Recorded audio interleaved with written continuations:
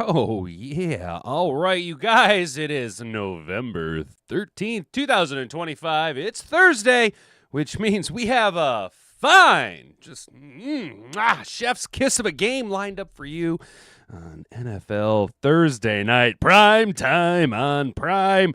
Oh, I know you guys, we've all just been champing at the bit for this one. Oh, boy, AFC East heavyweight fight. The Jets coming off a big win over the Browns. Ooh, yeah. Taking on the New England Patriots. Who might be the real deal. Drake May is putting on a NFL MVP style performance in his second year with a washed up Stephon Diggs. But we will take a little look ahead at the game. I think we all know how it's going to go. Jets versus Patriots, 3 must-know storylines for Thursday's Week 11 prime time game. Ooh, ooh, ting, tang, walla, walla, bing, bang. Who gives a shit about that game? But shout out Pro Football Talk over here. Monday, Thursday flex scheduling should and needs to start earlier. Mike Floor, what the fuck?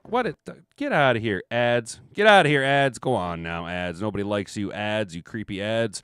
Mike Florio talking what we were talking about earlier this week and late last week, and that is, some of these primetime games need to be a little bit more primetime product. You want me to pay primetime dollar, give you my primetime watching hours? Well, you got to give me a better product. So maybe we need to start perusing along. But we'll see what Mike Florio has to say. Kind of coming around on Mike Florio a little bit more and more. My guy, showing what actual journalism used to be like. Not quite there, but we're getting around to it. Shout out Brent DeWitt, bringing this to my attention. Lions, Amon-Ra St. Brown apologizes if he, quote, offended anyone with Trump dance at Commanders game. Quote, it had nothing to do with the president, who the president was, St. Brown said. I have a take on this. We'll talk about it. And then we'll look over at some Lions news, you guys, because, oh, man, they must be doing something right in the Motor City. There must be something in the water.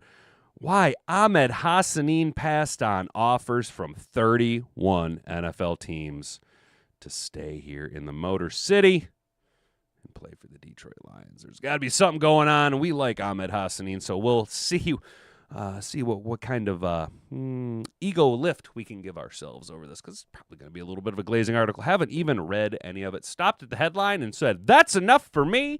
Let's build a story around it. Pride of Detroit normally has some good stuff for us. But then we'll start to look ahead. Obviously tomorrow and Sunday will be a little bit more of the preview games or the preview shows for the game Sunday. Lions Week 11 preview, breaking down Eagles offense and defensive schemes, breaking down the offensive and defensive schemes of the Philadelphia Eagles, the Detroit Lions Week 11 opponent. We might get through the whole article. We might just kind of poke around at it. We might not even get to it, Thursdays. And recently, y'all have been turning me into chat and beard. So shout out to each and every one of you. Shout out to the chat. We do have a poll up in Mad Hatter Nation. 1 like equals 1 flex out Thursday night games ASAP. 79% of the 14 votes say save us from this nightmare. Well, 21 of you say nope. I love the slop, and that's totally all fine, totally okay and fine. I actually consume slop content myself. Before we dive too much farther into it, guys, could you do me a solid favor? Could you poke all of my bells and ring all of my buttons? Would you walk on over to the subscribe button, subscribe to the channel if you're new here, ring that notification bell so you can be notified every single time we go live Monday through Friday, 10 a.m. to 11 a.m. here at youtube.com, as well as every single Detroit Lions game. We will do a pregame show this Sunday, primetime, not going to lie. We're going to do our normal Sunday after church before the main slate games. Don't really feel like going live Sunday night. Got to do some things and some stuff. Going to be a little bit of a busy little beaver. It's also night number 1 of my vacation. So, we're going to go ahead and bask in that a little bit. Would you like the video and share this content around with every single person you know? The more you can share this around, the more the algorithm will push this out and get subscribers headed my way. We are at 793 at the time of recording this. We are 7 away. I can't do math. I can't read and I can't do math. Good old public school education system.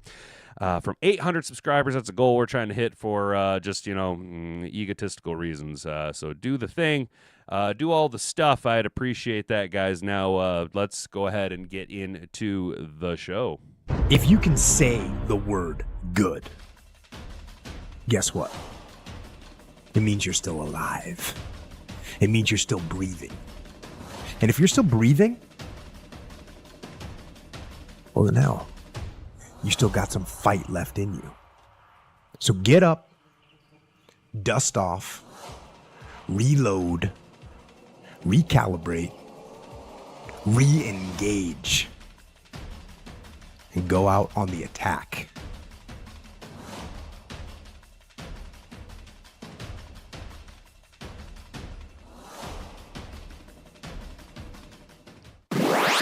Man, I like you guys. Y'all are dogging this game, too. I think it's pretty funny. I will admit, though, I am going to put a little bit of money down on the Jets just to win because they're the underdogs, and you always want to kind of make a little bit of dollar dues, but I'll probably make a parlay or two around the New England Patriots. Shout out Beantown Breakdown, our fan favorite over there of the New England Patriots. Gonna be putting some money down. I think Drake Dre May might make a couple of plays with Steph Diggs, and I kind of like what they're doing over there. So we might make a parlay or two around that later tonight. Let me know in the chat if you guys would like. I can maybe try to remember to share it, though I do got to go to work tonight. It's like kind of stuff. So speaking of the game here, Jets versus Patriots, 3 must-know storylines for the Jets. Week 11 prime time game. Ooh-wee, sucker. Can't wait for this game. At 8-2, the Patriots already have won as many games through Week 10 as they had won the previous 2 seasons combined. Now they're setting their sights even higher, moving closer to their first division title since 2019. Patriots are going for their 8th straight victory, which would make Drake Dre May the only quarterback in franchise history other than Thomas Edward Brady to achieve that within a single season. Standing in New England's way are the suddenly plucky Jets. So yes, up the suddenly plucky Jets because they beat the Brown Eyes. Winners of 2 straight following their 0-7 start. Sunday's victory over the Brown Eyes was all the more impressive given that it came... Given that it came after the Jets had traded defensive starters Sauce Gardner and Quinnen Williams. The Jets have won 2 of their past 3 games in this rivalry, but that was preceded by the Patriots winning 15 straight. In the rivalry, 3 must-know storylines. Drake Dre May looks to add another feather to his MVP cap. Second-year quarterback Drake Dre May has crashed the MVP party this season, standing tall with a 71% completion percentage and a 19-5 touchdown-to-interception ratio. It's very impressive. On pace to throw more than 4,300 yards, he's also a gifted scrambler who has made plays on the move and flummoxed defenses with his downfield strikes. May has an interception in 3 straight games, but has also thrown multiple touchdown passes in 5 straight contests. He could have close to a full receiving core available Thursday if wide receiver Kayshon Boutte, his hamstring, is able to go. The Patriots also pass blocked better against the Bucs than they had their prior few games. But the Jets don't appear completely helpless defensively without Sauce Gardner and Quinnen Williams. At least not in last week's game against the Brown Eyes when they allowed a season-low 120 passing yards. Wow, to the Browns. Ooh, because we know that the Cleveland Brown Eyes, led by the future Hall of Famer with a howitzer of an arm, Dylan Gabriel, and, Jerry. Ooh, look out for Jerry Jeudy and David Njoku. Ooh, I'm shaking. I'm quivering in my boots, bitch. But the Jets don't appear, blah, blah, blah. Notched a high 6 sacks, 4 by Will McDonald. McDonald often comes screaming off defense's right side. There should be plenty of Patriots rookie left tackle Will Campbell, who has had some ups and downs, but has played well of late. Number two. When you're talking about the Jets, you're talking about a number 2. Jets head coach Aaron Glenn has refused to say if Justin Fields or Tyrod Taylor will start QB on Thursday. So far this season, Fields has gotten the call, except for injury, and he's now led 2 close, exciting victories in a row. Even with some offensive limitations, their offense is, and not in an insulting way, their offense is fucking retarded.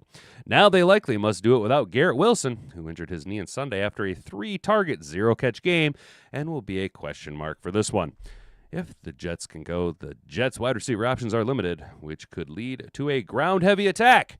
Fields completed only 6 passes against the Brown Eyes, with only 1 catch to a wide receiver, and he's faced heavy pressure this season. Running back Breece Hall wasn't traded at the deadline, and he appears to be one of their few true game breakers, both as a runner and receiver. The problem is the Patriots have the best run defense in the NFL, allowing only 79.2 yards per game on the ground. That is very impressive. It does kind of happen to go coinciding with Drake Dre May, his putting up an MVP type game or season, so their offense is kind of clicking, making their opponent's offense kind of have to shift gears and get away from the run. So it could be, not to be that guy, but we could put an asterisk next to that number because, to be honest, I'm not the biggest New England Patriots fan, so I don't know the reality. And they haven't allowed a single back to cross the 50-yard rush mark in 2025. Well, you see, now that I've just said those numbers right there, now that I've just said that, I have to put money on Breece Hall to go over 100 yards because now the narrative is already there. Oh, my goodness gracious, the Jets are plucky and they have no passing game. Their offense is limited, and Breece Hall going against this just buzzsaw of a defense, especially against the run game. Oh, my blah, blah, blah. And then he's just going to break the whole narrative. He's just going to flip it on its head, and he's going to go bananas and lead the Jets to a win. There, I've just laid out the simple script for you. It's relatively simple. NFL, call me. I will do this for a couple $100,000 a year. I don't need to be a millionaire, but I'd like to be a couple $100,000-aire. You know what I'm saying? Henderson hopes to put a stamp on the running back role. 2 of the Patriots' biggest plays in the win over the Buccaneers were Travion Henderson's long bomb touchdown runs. The first came early in the third quarter when he took the ball inside against. And they're already hyping up Henderson, so now he's going to be shut down. It'll be the Jets' defense shuts down Henderson, limits Drake May, and Breece Hall runs bananas. There, I just laid the script out for you. A tough Tampa Bay front and housed it for 55 yards. The Patriots were trailing 10-7 just before halftime, but Henderson's touchdown put them up 21-10 after Steph Diggs gave them a halftime lead with a last-second touchdown catch. When the Patriots were backed up and trying to close out the game, Henderson ripped off a 69-yard touchdown to essentially lock the game in the final minutes of the fourth quarter in what was a career game. And yes, as a rookie. Wow. Every game is a career game, or at least has the opportunity to. He's gradually earned more of the offensive share, especially in recent weeks with Ramondre Stevenson banged up. Stevenson and Terrell Jennings were both limited in practice this week, so Henderson might need to be ready in the lead back again. He now leads the Patriots in scrimmage yards with 564 and has the NFL's fifth highest rushing average with 5.3 among backs with 60 or more carries. Without Quinn and Williams, the Jets allowed the Browns to run for 4.9 yards per carry in Week 10, albeit with no runs longer than 19 yards. The Jets' biggest problem has been forcing takeaways. Only 1 this season, although New England has turned the ball over 5 times in the past 3 contests. So there it is. There's the narrative. Drake May throws an interception. The Jets, the last team in the league, they only had one takeaway coming into this game, and they've picked off Drake May 3 times. They're going to pick off Drake May 3 times. They're going to shut down the run game. They're going to lean heavy into Breece Hall, and it's going to be one of these 13-7 fucking games, dude. There you go. Boom. Bingo, bango, bongo. I just laid you out the game script. I'm going to get rich off of it, and I'm heading off to the Bahamas. Ahoy, ahoy, hoy, hoy. What do you guys think about that? We're not going to read the injury report. No one gives a shit. Well, if you're a New England Patriots fan or a Jets fan, you might give a shit, but we're not too worried about the Thursday night primetime slop fest. How we doing, Mad Hatter Nation? What's up, Kane? Good to see you, dude. Good to see you, brother. There he is. What's up, Mr. Detroit City? Sorry I'm late. Teams meetings. Nope, you're all good, brother. You are all good. My guy, Mid-Michigan. Oh, what's up, dude? Am I having a stroke, or are you saying Drake, May, whenever you say his name? You are not having a stroke. I am a Drake, May fan. It's kind of a thing that they do. Drake, May. So Drake, May. I can't not like the guy, dude. When you look at him, it's like, bro, is this your part-time job? Are you also like a fucking like Office Depot manager? I don't even know if that's a store anymore. That's how old I am. But like, you don't look at him and go, there he is. World-class athlete. There goes the NFL MVP. There he is. You expect him to look like Anthony Richardson. You know, this like physical specimen that's just like insane athlete, and it's like, nah, there goes Drake May, still drives the first truck. He's Terry fucking Bradshaw is what he is. He still drives the same truck that he got when he was a kid, dude. He's like this. He's just like a big old slice of humble pie. It's hard to not like Drake May. You know what I'm saying? I just it is what it is. They gave Ahmed an injury settlement to avoid burning an IR designation or putting him on season-ending IR. He will play this season. Rick C, he will, especially because Brad Holmes has already said that he will play this year. So they're and maybe Ahmed is the reason that maybe the coaches see what we all see with Ahmed, and that's the reason we didn't make a move for a defensive end at the trade deadline. Maybe we're just all in on the hammer. You know what I'm saying?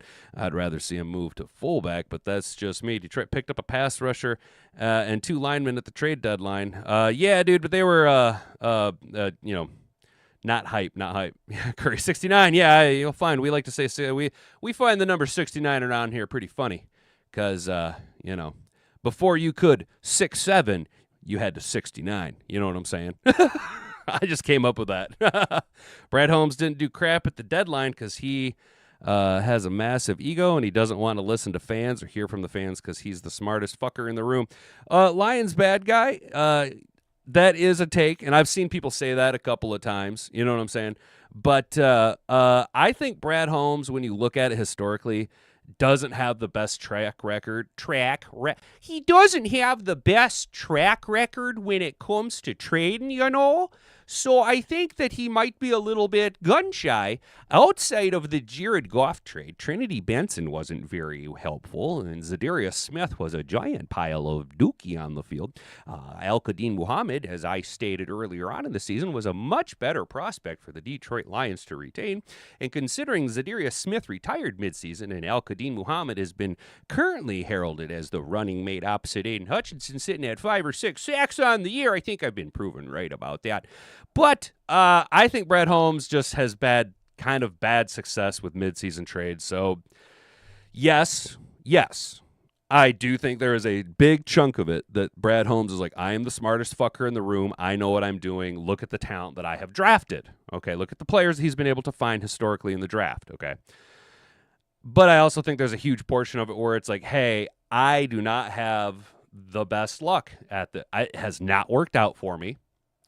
Why burn capital that is more beneficial to me and my strong set where, drafting, moving about the draft board, something that better suits me? Why burn that capital where I'm already limited? I'm already without a 3rd-round pick from last year to go up and get Ratledge and or Tesla. But I think it was Ratledge. But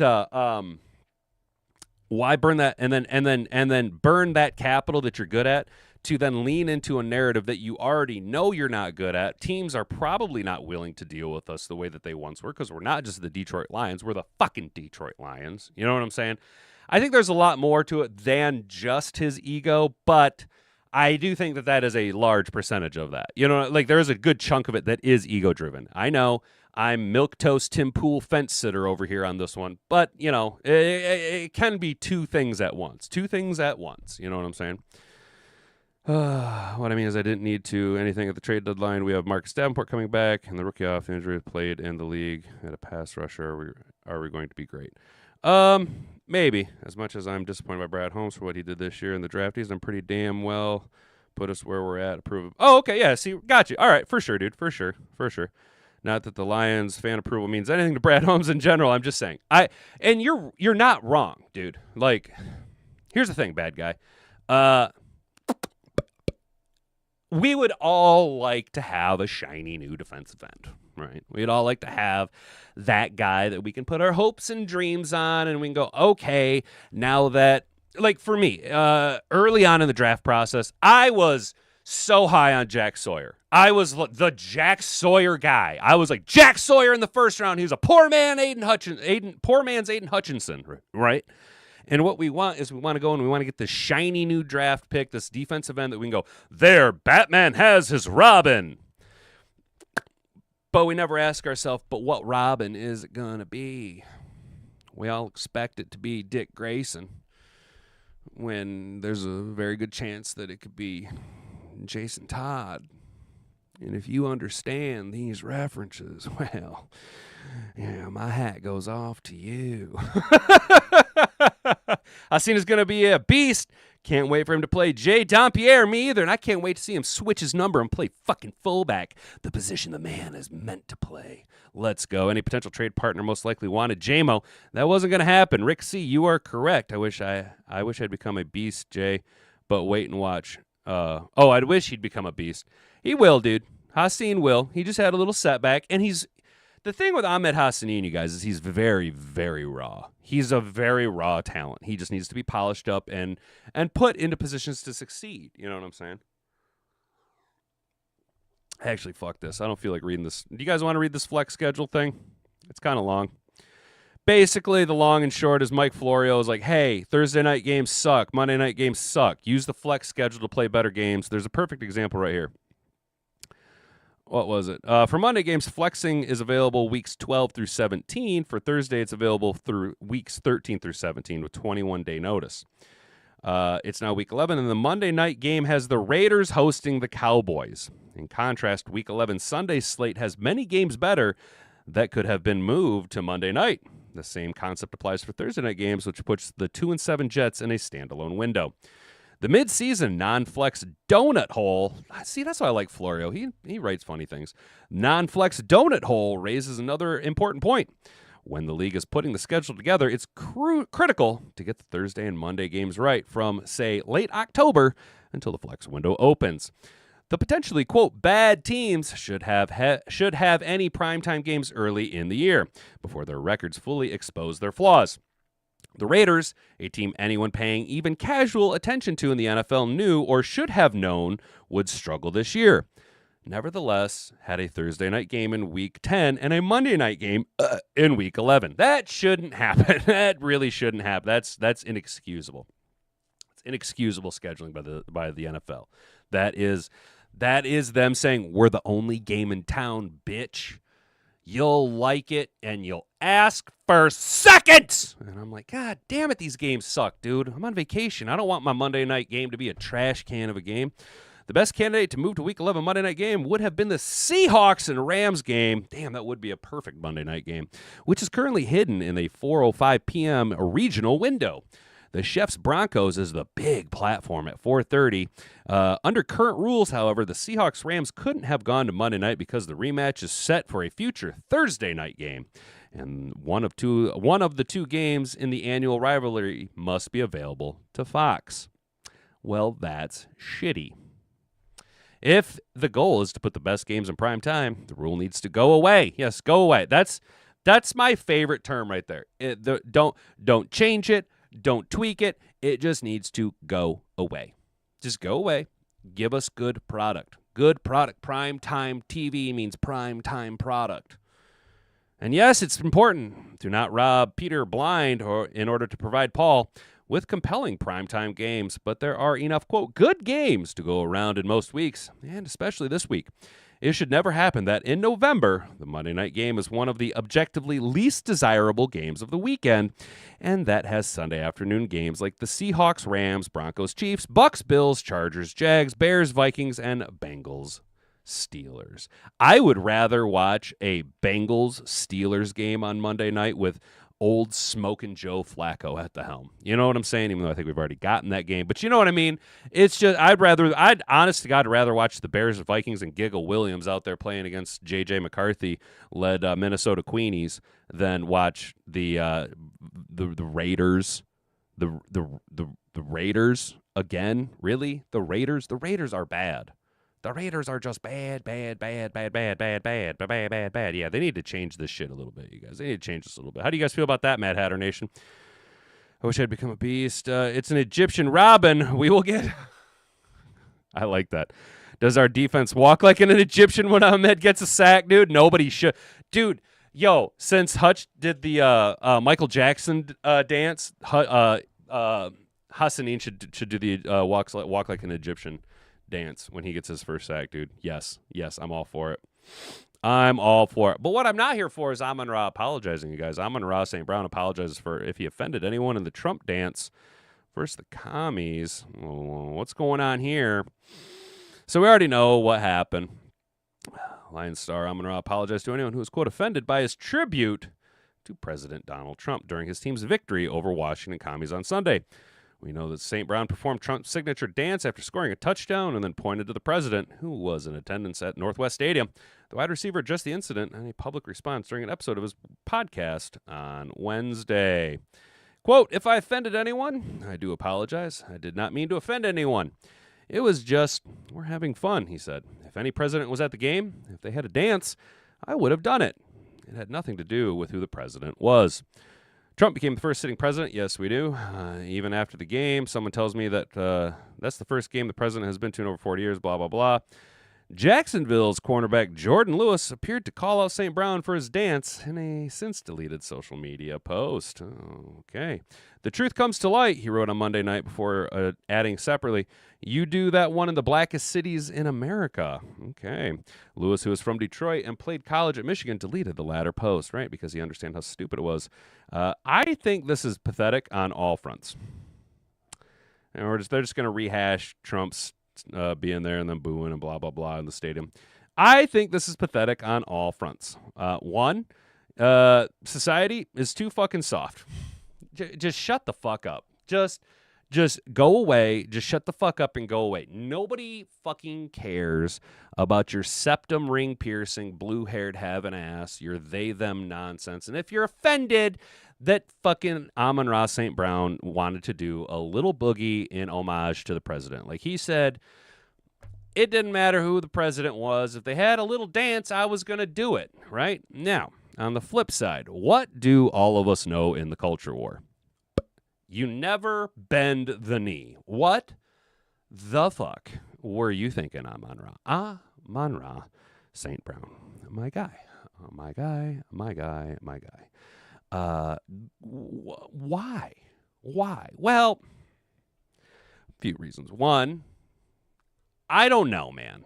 I really do feel like I'm making excuses for the guy, but to a certain degree, he is an athlete, and to a certain degree, you can expect a limited amount of knowledge about the culture war.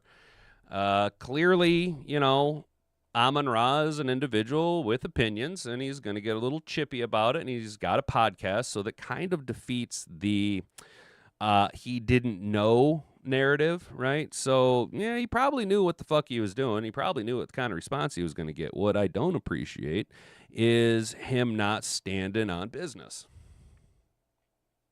That is not very cool, bro. You should have told everyone, as I said Monday, you should have had Jacob Barr from Bar None in the Great Friends Club hat on and told everyone to go find Christ. You know what I'm saying? GFC, boys and girls. And what I really don't like is the guy he's caving to. He got backlash from Jordan Lewis. Now, I heard that, and I went, Jordan Lewis? You mean that Jordan Lewis? You mean the Jordan Lewis that Amon-Ra talked a bunch of smack about? Now, why do I know this? Well, technically, boys and girls, this is actually my greatest performing piece of content, my best performing piece of content I have ever made on the channel. I made a video about Amon-Ra talking about Jordan Lewis a couple years back, and we get to watch it. This is a little short I made. Jordan Lewis, I think, is his name, from the Cowboys. Yeah. I don't talk much unless someone's going to talk to me. I block hard. I do all that. But he was talking crazy. Like, some shit I've never heard before. I'm like, yo, hold on. Like, I'm going to have to go hard on this. Like, he was talking crazy out of pocket. Even J-Mo heard it too. He was coming in. At that point, it's like, I don't know what he's saying. I'm trying to make plays, win the game. I'm not worried about him. But once he starts talking like that, it's if I do get a chance to kill him, I'm going to kill him. I'm going to kill him. So that's the best performing video I've ever made. It had like 10,000 views. So when I heard that, I was like, yo, I know that Jordan Lewis. So, it is what it is, but shame on him for apologizing and buying into rainbows and BS. Yeah, I agree. The septum ring theory never fails, bro. Steven, yes, dude. Septum ring piercing proven correct. Someone got offended by him dancing. Yeah, dude, upper management probably told him to apologize to appease the deep blue city. Ryan, God damn it, you're probably right, dude. God damn you guys, this is MAGA country. Brandy coffee. He was just trying to get a Subway sandwich at 2 a.m. in the middle of a polar vortex. This here's MAGA country. This here's MAGA country. What the fuck, dude? Shame on him for apologizing, buying. Yeah, dude, I agree. Yeah, I'll tell you, you were right. You were right, Curry. Mr. Detroit City is here. It just took him a little bit. He was a busy guy. He's a busy dude, you know. He apologized to a group of people that will now expect him to apologize to every tiny offense. Exactly. You can never appease these people. So just tell them to get fucked. Just tell them to fuck off. Go away. This is what you tell them. This is what you tell these people. You tell them, I identify as the individual who is correct on this subject. Fuck off. That's what you tell them. You use their own fucking weapon against them. I identify as the individual who's correct on this subject. Period, point blank. They can't. It's the way that they weaponize Christianity against Christians. You weaponize their own mentality against them. It's like Joey Swole apologizing for liking Hulk Hogan. Right, dude. Yes, exactly. To answer the question, why did Amon-Ra apologize? Because he was told by Lions PR to go kiss. Yeah, dude. And then apologized. Lions front office told him, came up to him and said, we need you to go kiss ass. Yeah, dude, you're probably right. You're probably right because, like, personally, I think there is some type of rift between the NFL and the Ford family, right? I think there is some type of rift. If you buy into the NFL scripted narrative, there is a reason why the Lions have been kept down so hard up until Sheila took over, dropped the Ford name, started changing the way they went about doing business. So there could be a little bit of like, hey, look, dude, there is a bigger game at hand here. You have to go apologize. You know what I'm saying? What up, Doe? What's good, Motown? How you doing this fine Thursday morning, yo? It is a beautiful, sunny 44 degrees here across mid-Michigan. We are watching the sun come out as the leaves blow around. Ladies and gentlemen, hopefully you're having a good start to your Thursday. It's Thursday, which means it's just Thursday, around Friday, and then we are skiing into the weekend. Happy vacation to me. Guys, the hammer's back. Why Amon-Ra St passed on offers from 31 NFL teams to stay here with the Detroit Lions. It wasn't long ago that football in Detroit looked a lot different from the outside looking in. Remember when Rob Gronkowski said he would rather have retired than play for the Lions? What about when a former Lions starting cornerback told Nate Burleson that Detroit was where careers went to die? And then Nate Burleson broke his arm trying to grab a pizza off of his seat. The Lions brought back Amon-Ra St earlier this week, signing their former 6th-round pick of the 2025 NFL Draft to the team's practice squad.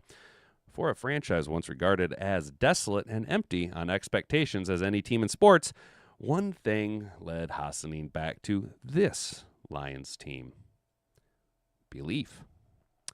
My agent was kind of handling all that, Hassanin explained in regards to the process of his return to Detroit just months after his departure. He, Hassanin's agent, was telling me, 31 teams want you on their practice squad because I don't count on the roster as an international player. So I went, man, I'm not going anywhere. I want to stay here because these people believe in me, and I'm going to give it all I've got because loyalty is a big thing for me.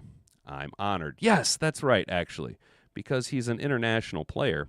Because of the way the NFL is trying to expand their brand globally, I do believe that if you have a specific international player, like the guys that they've pulled out of Germany a little bit, I'm pretty sure you can have them on the practice squad and not have it count against your active or your man count.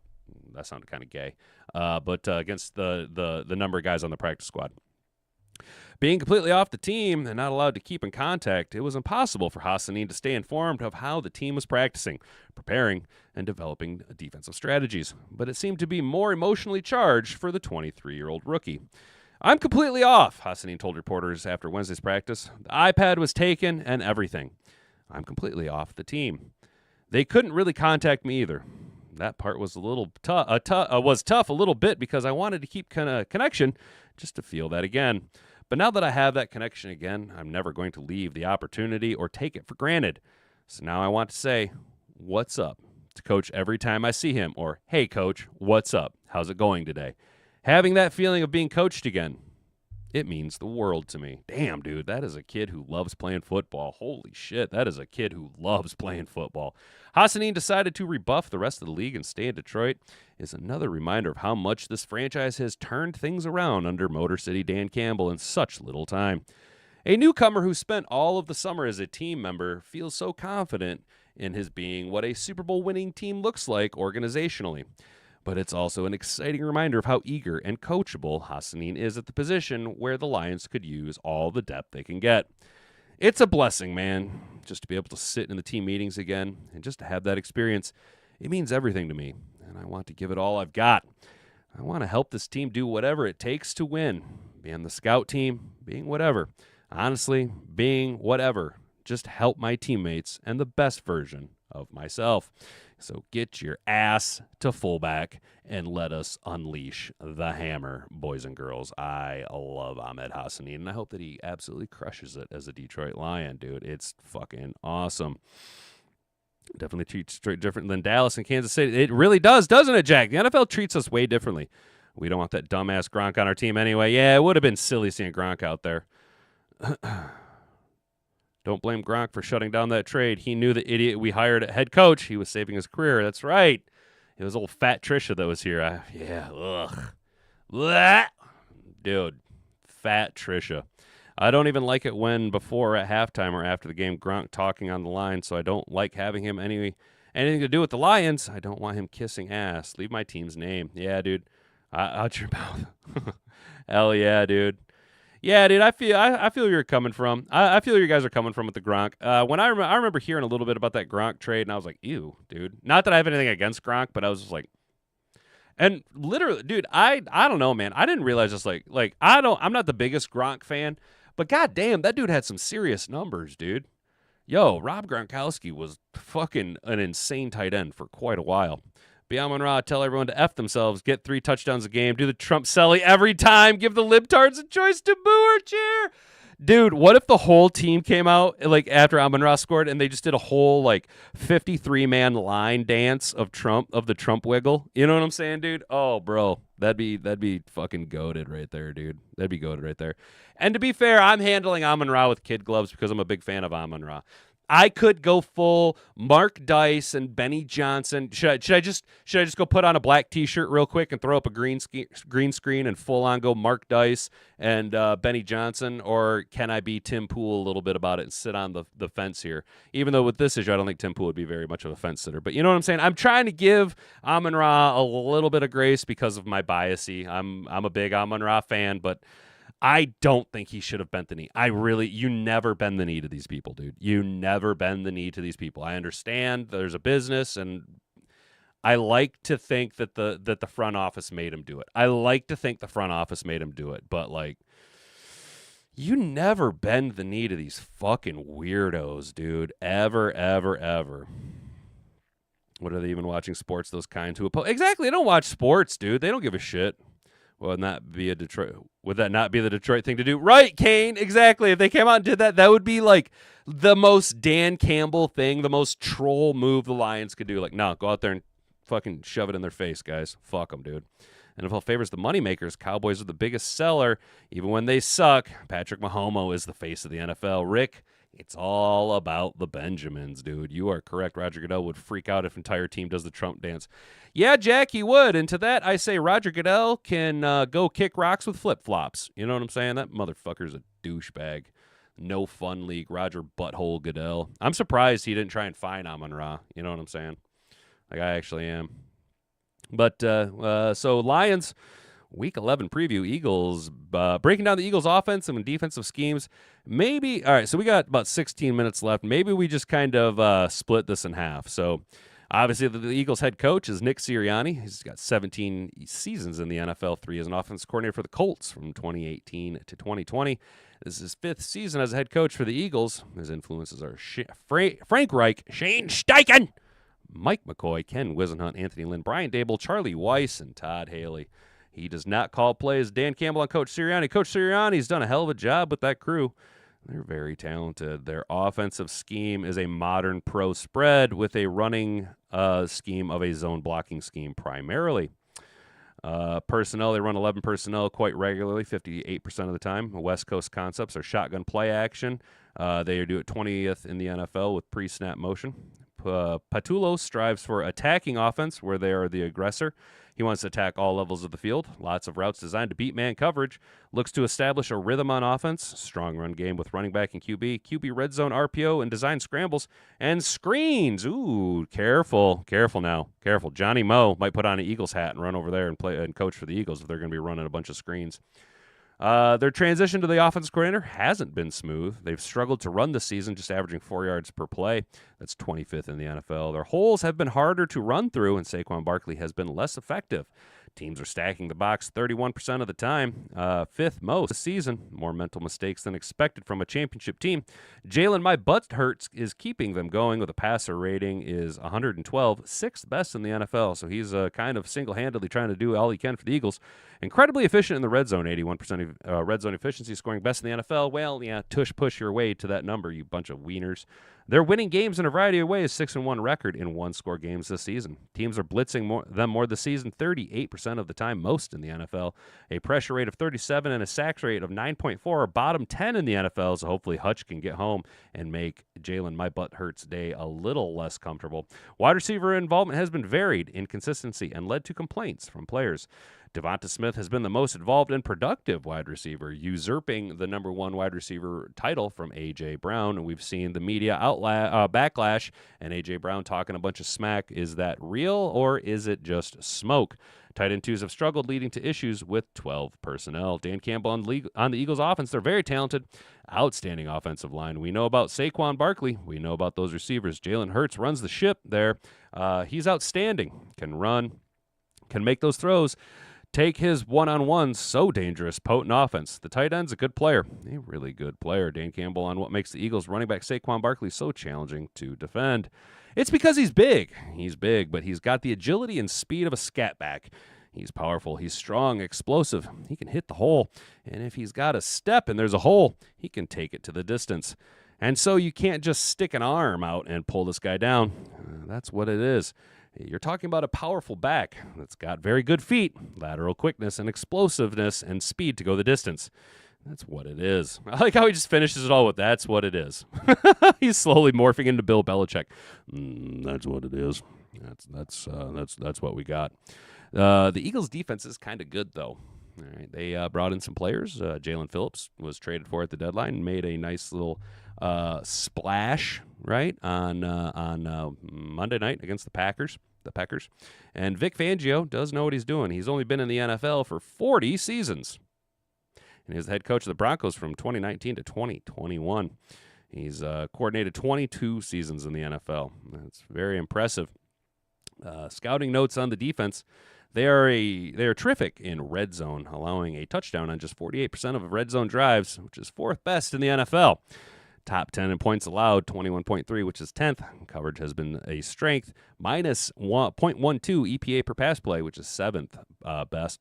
Pressure rate is 122, 12th, which is 12th, and pressure rate of 35%, which is 15th, have been average this season. 19 sacks and a sack rate of 5% have been way down. But last game, they kind of had a little bit of a uptick in their sack production. Time to pressure is just average, 2.64 seconds, but they'll get there if you hold the ball.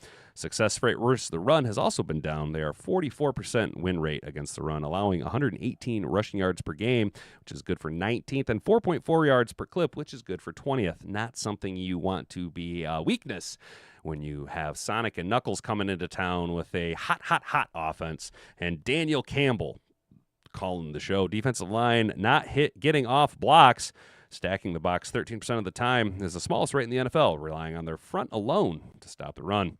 Run tackling efficiency has dipped 3.23 yards per after contact, which is good for 23rd. Dan Campbell on the Commanders. Come on, guys. We played the Commanders last week. Dan Campbell on the Commanders defense should say the Eagles. Defensively, the engine of this defense, that front, those guys can get after it. They traded for Jalen Phillips to do it. They got Nolan Smith back. The D tackles there in the middle. It's a disruptive front. They get after it. Backers are smart, and they're aggressive. They play downhill, sideline to sideline. DBs, umbrella coverage, which means we need to attack it with crossing routes. But then they'll match up quite a bit too. So, smart crew. They know how to play. Traditionally, has gotten takeaways. I know not as much as they have in the past, but they're always getting after the ball. It's all over the tape. So their defense is a little aggressive, but they try to rely on their front four to generate pressure at a mediocre rate. Now, what offensive line are we going to get? Are we going to get the offensive line from Sunday afternoon last week? Or are we going to get the offensive line from the Minnesota game? Are we going to get the offensive line from the Green Bay Packers game? Or are we going to be able to go out there, execute, handle our blocks, keep Jared Goff upright, allow him to execute the offense, and nail crossing routes, let J-Mo just run away from defenders, let Amon-Ra be a possession guy, move the sticks, let our ground and pound game just terrorize this 4.5 yards per clip, 120 yards per game average defense. Go out there and take care of business. How we doing, Mad Hatter Nation? We're going to take one last walk through the chat here before we get up on out of here on this fine Thursday morning. Wasn't there word about Amon-Ra potentially being traded away from Detroit, and he offered to take a pay cut to stay in Detroit? That could have added some pressure on him to apologize. Amon-Ra is under contract, Steve, so that would cost a lot of money to move him now, so he's going to be here for a while. We need more bandwagon fans. Ain't that the truth? It takes all of us to offend everyone. I love that, Kane. I love that. It takes all of us to offend everyone. I love it. I like the whiteboard amount in the background, by the way. Good job. Thank you. Yeah, so, guys, just a shout-out. We do have a whiteboard back here. We're up to $360 of charitable donations between my every week. I donate 30% of my weekly winnings off of DraftKings, and then all Super Chats between when I was monetized, like early October, until December 7th. I'm raising money for the food bank here, basically. My church is partnered with Meyer, and Meyer does a 2-to-1 matching. So every dollar I raise, they will donate $1. So we are up to $360 right now. Anything you guys donate, like I said, all Super Chats, and then 30% of my winnings, as well as if you know me in person, you want to just give me a cash injection. We're doing that too. We actually got, right now we're sitting at like $10. I think I got a few more dollar dues. I think I got like $30-$40 just kicking around for cash injections. I haven't written it down on the board. But yeah, then we got some Super Chats. I haven't counted it up. We're up to 15. I think we're up to like 20 now, 20 or $25 in Super Chats. And then our winnings, $50 1 week, $260 2 weeks ago, and then last week I was able to clear $25. Well, I only won like $75, so I just threw 25 on that. So yeah, 30% of all my weekly winnings goes towards that between now and December 7th. December 7th is the last day for me to take the money to church. So that's what we're doing. Appreciate the acknowledgement there, Curry. That's what's up. I appreciate you noticing that, so we can get a little shout out just so you guys know what's going on with that. I want Brian Flores from the Giants calling plays if we can snag him. Oh, Brian from the Giants. I don't know why I read that as Flores. Yeah, Kerry, you and me and a few other people are kind of on the bring Brian Daboll in as a special consultant, especially because Philadelphia is going to be the team primarily that we have to worry about getting through to the Super Bowl. So the more insight and expertise we can have on a coach that has coached against them twice a year for 4 years now, why not have that guy? Similar to what the Packers did with Robert Saleh. This just is even more of a hand-in-glove fit, again, because of the Philadelphia being the top dog in the NFC, probably the primary threat to us getting through to the playoffs. Hey, I just hope Morton calls plays next game, and when he dominates, he busts out the Trump dance and points at the camera in his booth and doesn't apologize. Dude, wouldn't that be hilarious, bro? Steve, what church do you go to? I go to the Catholic Church here. I'm leaning heavy into the Catholicism, bro. It's the most metal version of Christianity, bro. It's hardcore, and I like it. I like it. I like the strict structure of it. I don't want to say ceremonial aspect of it, but the whole thing. I like it a lot. You know what I'm saying? I say let Goff pick his next OC. I say you are correct, Rick C. I say let Goff be the heavy influence on who is going to be the offensive coordinator for the Detroit Lions in the future. Now, I did see an argument. I can't remember who it was. It was a clip. I want to say it was from the guys on 97.1 The Ticket. But they were talking about, if you really look at it, all of the good teams, the head coaches typically call the plays.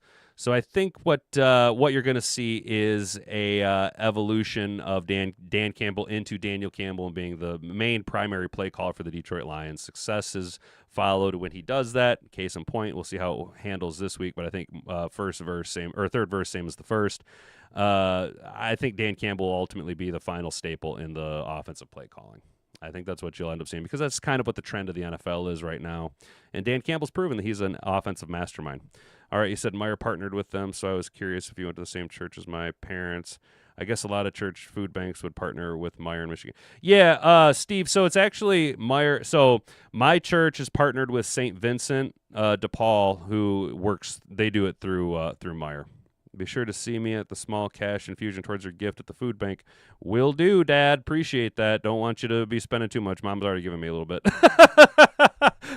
Mom already was like, here's some cash infusion for the donations. I was like, right on. Appreciate that. That's what it goes to. Because like people that I know in person, in case you guys don't know, YouTube actually takes like 30% of the super chats. So I'm giving all of what I get past what gets through YouTube, I'm giving all of that. But your super chats, YouTube actually takes a slice of that. Thank you, Mr. Detroit City. I appreciate it, bro. I appreciate that.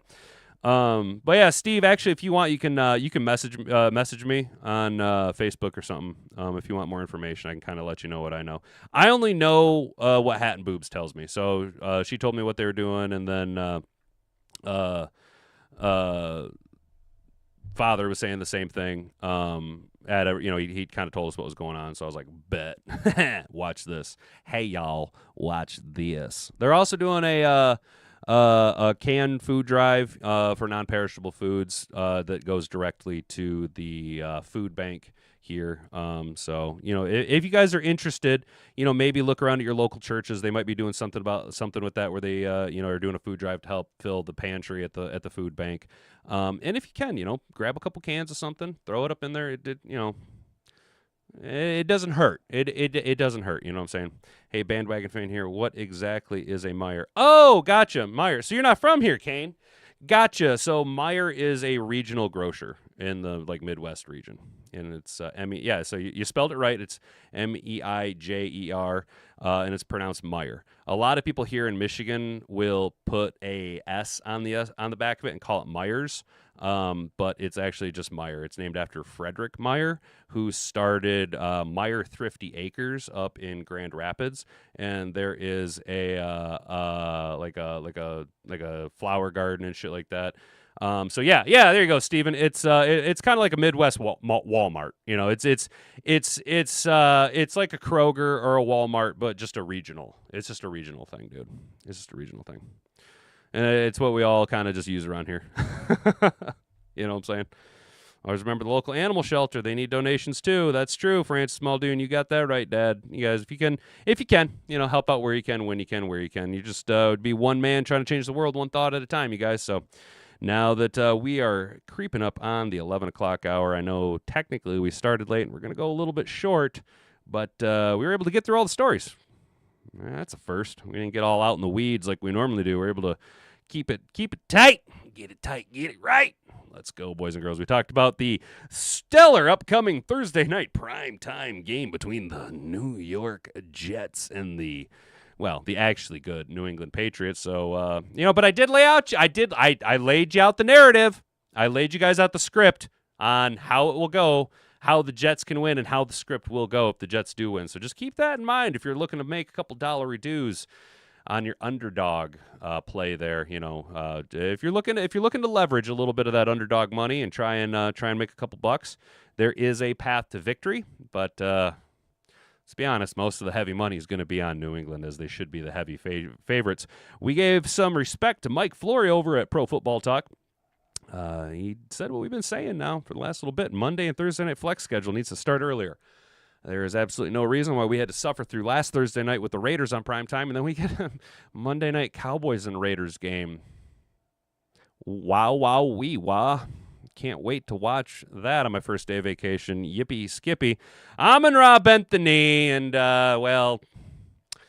we still like Amon-Ra, but this is not how you handle these fucking weirdos, dude. You should have just came out with both barrels, double bird, and them fuckers with the Great Friends Club hat on, and just cited all comments to Jacob Barr. You know what I'm saying, guys? And then Ahmed Hassanin expressed why he took calls from all 32 teams in the NFL, or at least his agent did, and he said, no.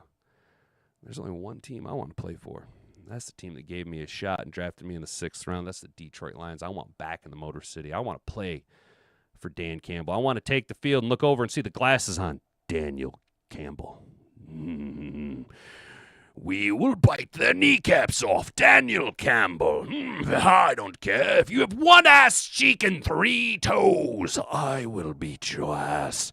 And then we previewed the Lions and Eagles matchup, breaking down the Eagles' offense and defensive schemes, some weaknesses they have, some areas that could lean into and favor the Detroit Lions. Some of their weaknesses on defense are exactly some of our overwhelming strengths on offense, because our offense is strong all the way around. But some groups might be a little bit more potent than others, but it's just a matter of what the scheme's going to be. I think the Lions are going to be able to handle business thoroughly. You know what I'm saying? Great show had as usual. Thank you, Detroit Lion Heart. Hey, I like that name, dude. What's up, man? I appreciate you stopping by and hanging out, dude. Thank you, brother. Go Lions, says Lions bad guy. One Pride Worldwide, Brent DeWitt. You are absolutely right. Hope it's not St. Vincent de Paul store in Royal Oak, Michigan. Play the nonsense that they allow. Whole boy, it's not very Christ-like. Oh, no, dude, that's not where I'm at. That is not where I'm at. We have the same in North Carolina, South Carolina, Ingalls markets. Gotcha. Yeah, guys, gotcha. See, it's a local regional grocer, I guess, to be but they got, it's not just a grocery store like Bush's. They got, like clothes and shoes and fucking weights and electronics. It's just a smaller regional Walmart. Yeah, I guess that would be the best. That'd be the best one. MTA makes Meyer Thrifty Acres store brand clothes. There you go, Rick C. Hell yeah, dude. Yeah, Meyer Thrifty Acres, dude. Yeah, I noticed that they kind of started to remodel the Meyer, a lot of the Meyer in the area. And if you look, they got Meyer Thrifty Acres up on some of the walls, which is kind of cool. And if you know, you know. I imagine not a lot of millennials are old enough. There's not a lot of 37-year-old physical, 97-year-old mental millennials like myself. All right, guys, that's going to be it for today. I appreciate each and every one of you. The 21 of you took part in the poll. 1 like equals 1 flex out the Thursday night games ASAP. 81% of you said save us from this nightmare. 19% of you said nope, and you love the slop, and that's totally fine. There is no wrong answer there. I would lean into the flexing up because I do believe that primetime games deserve a primetime product. Period, point blank. Blah, blah, blah. I'm making a mess up here now. Now that I've knocked shit all off of my desk, guys, try and stay out of trouble. Have a good rest of your day. We'll catch you right back here tomorrow at 10 a.m. previewing the Lions-Eagles matchup, talking the fallout from a Jets upset? Thursday night. Oh, well, we will see. Don't do nothing I wouldn't do. Stay out of trouble. We'll see you tomorrow. I've been Hat and Beard. You've been an attentive audience. Bonga, bonga. Frig off.